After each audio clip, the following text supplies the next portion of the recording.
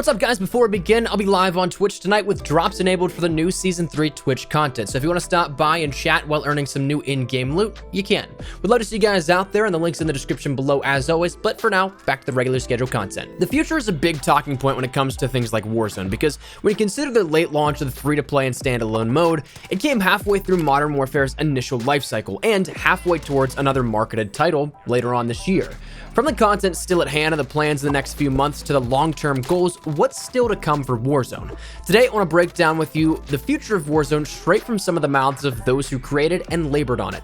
Today, we're going to be talking about Season 4, the coming events, Easter eggs, and long-term futures, seeing how things will last for Call of Duty and Warzone as a whole. So, with that said, let me know your thoughts below. What do you think, as our lead-off question, is going to be the outcome of the current bunker, telephone, and laptop Easter egg within Warzone? Think it's for a nuke event? Think it's for some high-tier loot spawns? Whatever it is, feel free to let me know down below. As well, if you are new to the channel, make sure you guys hit that subscribe button to stay up to date with all things Modern Warfare and Warzone on a daily basis, so you don't miss a single thing in regards to what's going on in the Call of Duty world. That said, let's get into it. So firstly, let's talk about the immediate future and work our way out. The information at hand comes from Taylor Kurosaki, Infinity Ward's narrative director, as well as Amos Hodge, Raven Software's creative director. Season 3 is well into the hands of the players by now, and we're halfway through that season, surprisingly, as quickly as time seemingly is passing. But in terms of Season 4, we already have a bit of information on what's upcoming and what we can look out for. In an interview with GamerGen, both revealed a little of what's to come, saying players have already discovered that there's a whole other part of Verdansk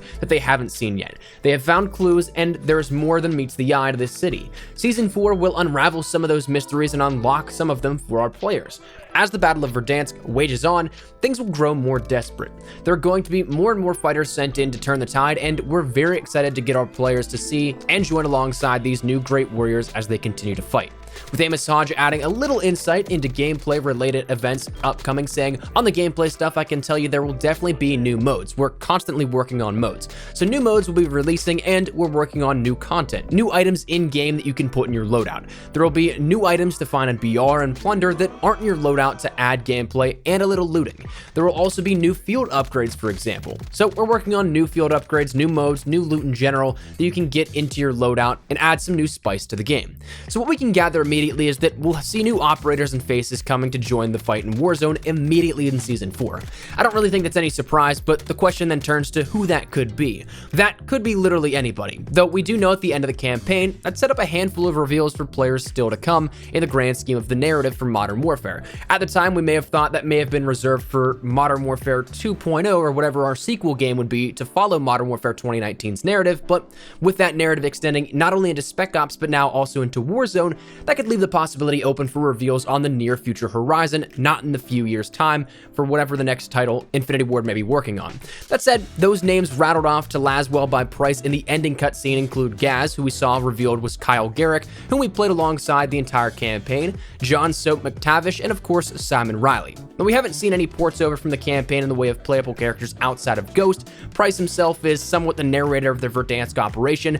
Garrick or Gaz could be an introduction, as well as Soap could be, but that's only speculative, and that's assuming that we pull familiar faces for each new season. It quite oppositely could be the situation where we have unknown operators like Mara and Nikto front-running further seasons, and that's totally cool, but the narrative will still continue to bring in more faces to the fight. But in terms of secrets, well, that's where the mind can speculate, and we'll come back to in just a second. But from a gameplay perspective, Hodge gave a little insight into what we can expect and what may actually be exclusive to just Warzone perhaps, including new field orders, new items in terms of loadouts and customizable things you can interact with outside of the world, but also things that are exclusive to looting in Warzone. So perhaps down to the core fundamentals, we may be seeing a slight shift, and that's actually pretty cool to me. But these likely won't be seen until the Season 4 launch, but ultimately we'll have to let the time do the talking.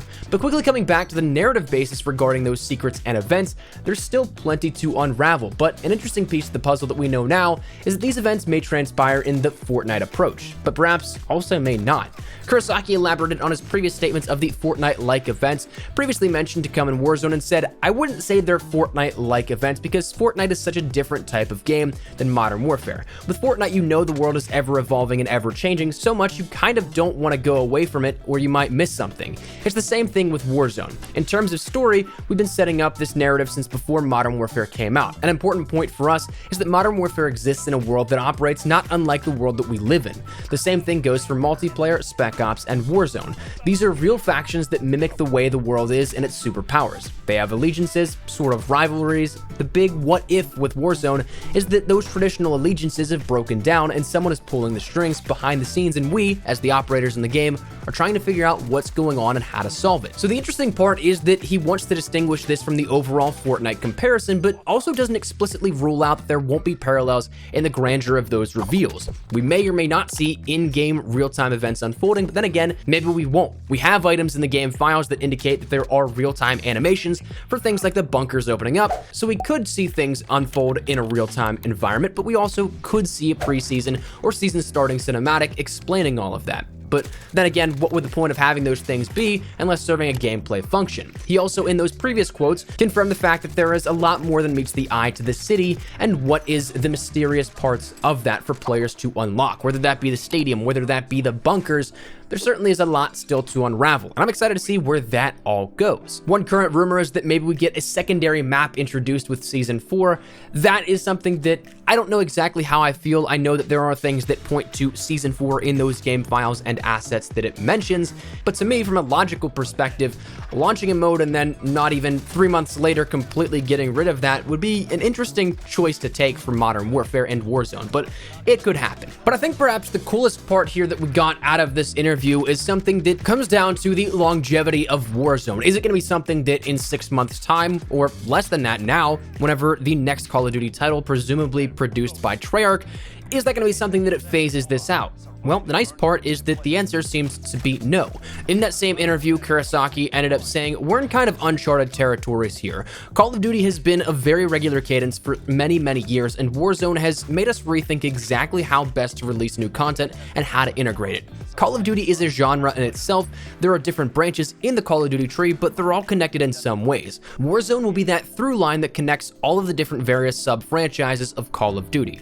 It's going to be really cool to see how the different sub-franchises sort of come in and out of focus, but Warzone will be the one constant." What's also interesting is that even further still, he even goes on to say that when it comes to the next generation of consoles, PS5 and Xbox Series X, Kurosaki says, "I know that our plan is Warzone is going to be around for quite some time, so as soon as those new systems are out and available, I'm sure we'll support them." While it doesn't definitively say yes, this will be continued on to PS5 and Xbox Series X, it's a good indicator that it will be. So for Warzone as a whole, I think the far future still looks pretty solid for it. Now, whether or not this entirely shapes things to be a different style of approach for design and gameplay whenever it comes to whatever Treyarch or whoever the next studio is heading up the next Call of Duty comes to develop this, will it be something that they just add a new map to it and it's something that throws everything all sort of in a jumbled mashup where we thought maybe Blackout would do the same when it comes to Modern Warfare? We'll have to wait and see whether that's one of those things like, say, PUBG has multiple different maps you can matchmaking queue up for. Maybe that's what happens here for this one. Maybe later on down the line, Treyarch or whoever's at the helm for Call of Duty 2020 has a map of their own, and that's something that they have a matchmaking queue for that map, but you could also still consciously choose to queue up for Verdansk. Maybe that's the case, but we just don't know at the moment. But now officially from Kurosaki as well as Amos Hodge, the information at hand seems to play more so for that long-term game. And that's something that even back whenever we were at our pre-release capture event for Warzone, I talked with some developers and they said they knew it was a long-term project. They didn't know exactly to what extent, but it was something that, having heard of the time invested into it and the money probably from Activision, it made sense that this would be a longer-term play. So to see that now officially mentioned is definitely something that's, I guess, reassuring, but also interesting to see where that could lead. So both in the short term and long term, Warzone definitely has some cool things up on deck. I am, again, very curious to see where the narrative goes in the immediate future here with Season 4, whether or not we get a real-time in-game live event, something that opens up those bunker doors. Maybe it's something that we only see that in a cinematic for the start of Season 4. We don't exactly know, but I'm definitely interested to see where it goes from here. But that's stuff has been in the forefront of the Call of Duty world here in the last 24 to 36 hours. So wanted to share that with you guys here today before I jump into talking about the update here tomorrow on the channel. But that said, that's where we're going to wrap it up. So I'd love to get your thoughts and feedback down there in the comment section down below. What do you guys think of Warzone here? What do you hope for it? What do you want to see in the near or distant future? Whatever it is, feel free to let me know your thoughts down there in the comment section down below. But hopefully you enjoyed the video. If you did, make sure you drop a like down below. And of course, if you're new to the channel, make sure you guys subscribe so you don't miss a single thing regarding all things Modern Warfare updates, news, information, tips, tricks, all that good stuff. We got you covered here on the channel. So if any of that interests you, hit that subscribe button so you don't miss a single thing. If you guys also want to follow me over on Twitter and Instagram, there's the best places to get connected outside of YouTube. Practically live on both those. So if you guys want to strike up a conversation, ask me a question, whatever it may be, that link is down there in the description below. That said, thanks so much for watching. My name is Espresso. I'll see you guys later. Take care and peace.